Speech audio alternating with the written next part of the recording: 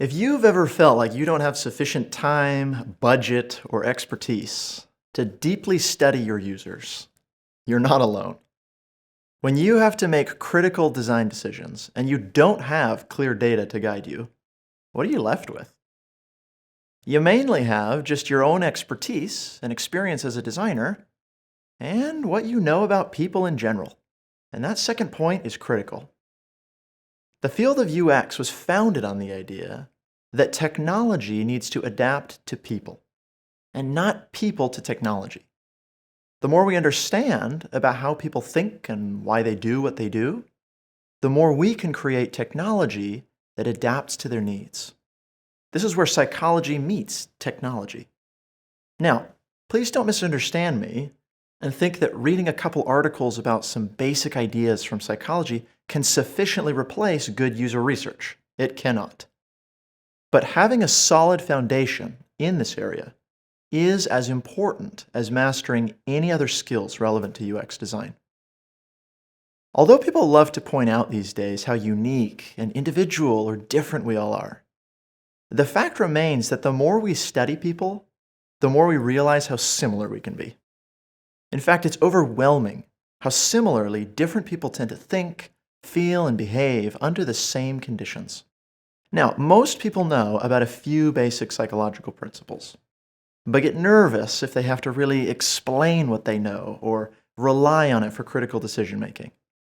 If that describes you, that's okay. You don't need to get a graduate degree in cognitive or social psychology to be able to leverage what these fields offer. What you do need to do is spend a bit of time solidifying your understanding of the basics. A good designer really ought to be able to answer questions like, what are the limitations of human attention and memory? What types of interactions build or destroy trust?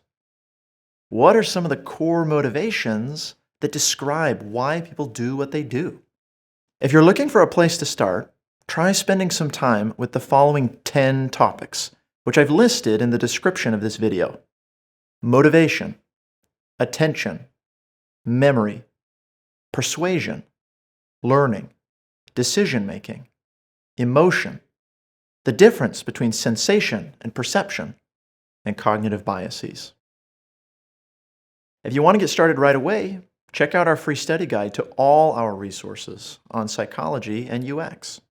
Or join us for our courses on the human mind and usability, or persuasive and emotional design. The better you understand how people function, the more confidently you can make decisions that will benefit your users, or at the very least, avoid doing any harm. If you haven't spent time studying basic psychological principles, you're not designing as well as you could be. But once you have, I promise, it will change the way you see the world. Thanks for watching. If you want to see more of our UX videos, take a look at these over here and consider subscribing to our channel. On our website, nngroup.com, you can access our free library of over 2,000 articles.